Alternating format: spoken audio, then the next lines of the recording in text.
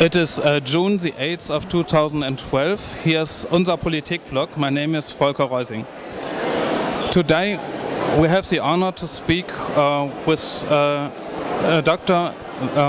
Louise Arbour, former High Commissioner of Human Rights of the United Nations and today President and CEO of the International Crisis Group. Mrs. Arbour, the responsibility to protect is not included in the UN Charter, but only in a resolution of the General Assembly of the United Nations with 178 numbers, and 3 of these numbers contain the responsibility to protect. Why has this become so important in comparison to the UN Charter itself? Well, the UN Charter is still the constitutional document of the United Nations, but I think their responsibility to protect is not primarily, or was not conceived primarily, as a United Nations concept. The first part of the responsibility to protect asserts that state sovereignty is in fact a series of responsibilities that states have to protect their own populations. That is the first part of the responsibility to protect. It reminds states that state sovereignty is not just a shield against external criticism or intervention. It's a series of responsibility that the state has vis-à-vis its population, at least at the minimum protecting them against genocide, war crimes, crimes against humanity, sort of mass atrocities. And it's only when states are unable or unwilling to discharge that responsibility that the United Nations has now accepted by a resolution of the General Assembly to step up and possibly intervene. What I do not understand is at Libya, as far as I remember, hundreds of people, hundreds of civilians have been killed by the regime. At Rwanda, hundreds of thousands have been killed. And if I compare these numbers, how could the UN ever allow intervention? And if I compare these numbers, was this situation at Libya really grave enough in comparison to Rwanda? Well, in fact, the very idea of the responsibility to protect was developed after the international failure in Rwanda and in Srebrenica. These were the two events, different events, but the two events of the 1990s, mid-1990s, that led to, in fact, the Secretary General at the time, Kofi Annan, asking the question, how can we let these things happen? Do we have the right doctrine, the right laws, the right norms, the right capacity? And in fact, it's the government of Canada that convened an international commission to look at the concept of state sovereignty and intervention, and it came up with this idea. So, in fact, what happened in Libya and the conversations we're having today about what we should be doing in Syria, for instance, are all issues that arose as part of the consciousness of what a catastrophic failure Rwanda and Srebrenica were.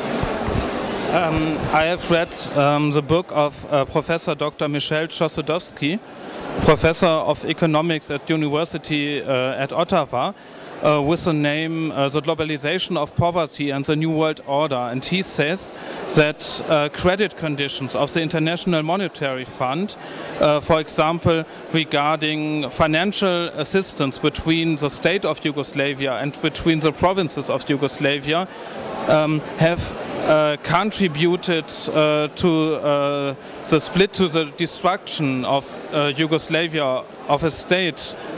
In how far has this been included in the deliberations of the Criminal Court on Yugoslavia? Yeah, well, it's not in its mandate. That's the answer to that.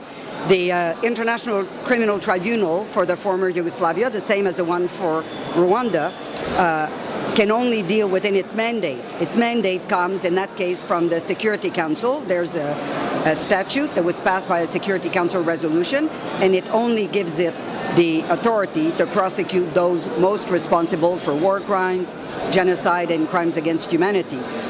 As the doctrine or the law on these concepts evolved, it is not all-encompassing, and it doesn't cover, as far as I know, these kinds of issues. Now, having said that, there's no question that poverty, extreme poverty, inequalities between states and inside states are very grave issues, and in fact there are probably more people dying as a result of these factors of economic deprivation and so on than they are from genocidal actions or crimes against humanity.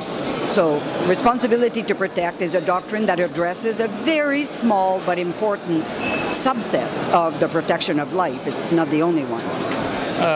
For example, if I look at the Rome Statute of the International Criminal Court, in Article 6, letter C,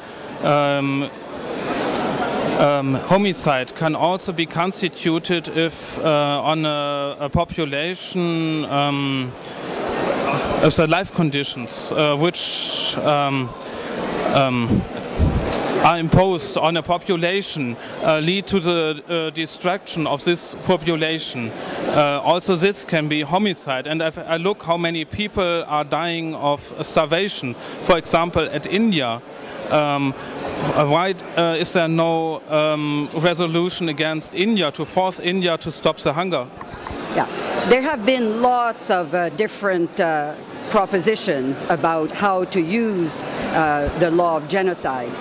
But again, these norms have to be expanded eventually. People talk about cultural genocide, so destroying the identity of a people, economic genocide, bringing about conditions that are intended to destroy. But you have to appreciate, it has to be an intention to destroy a population on an ethnic, religious, or racial base. So as the law of genocide evolved from 1948, as you can appreciate, between 1948 and the creation of the tribunals for Yugoslavia and Rwanda, it had never been applied really. So we don't have a lot of jurisprudence, not a lot of doctrine to see how broadly it can be used to impose liability. But as it currently stands, it's looking at, I think, at the very deliberate targeting of people for the elimination, the deliberate intent to eliminate people on racial, ethnic, or religious basis, including through a deliberate intent, for instance, to starve them or to poison them. So, maybe in a decade the law will have evolved. As it currently starts, it's still pretty narrow. Can I just ask you one question about the International Crisis Group? In the International Crisis Group, many former UN, already high-ranking former UN representatives are working, but also representatives of possibly rather militarist think tanks like George Soros or Joschka Fischer, who belong to the European Council on Foreign Relations. And so I think I need to ask the question, how can one prevent the International Crisis Group from becoming an instrument, and so the responsibility to protect from becoming an instrument for circumvening the prohibition of aggressive war? Well, all I could say is what you should do is read our reports. We publish 80 to 90 reports a year. We work on the prevention of armed conflict. I am pretty sure that you will find in our reports very little indications of a militarist attitude, quite the opposite. We are very, very committed to developing on the ground every possible method of peaceful dispute resolution. We've been very strong advocates of diplomatic initiatives. We are very contextual. We're not a doctrinal. We don't publish thematically. We're field-based. It's not the board. We have a very, very pluralistic board with a lot of geographic differences, a lot of political differences, but our work starts from our field analysts. It starts from what we see on the ground, understanding the story, understanding the local actors, understanding the opportunities, the constraints, and then we advocate what we think is the best way to resolve peacefully what otherwise would be deadly conflict. So just read our work. You can form your own judgment. Many thanks.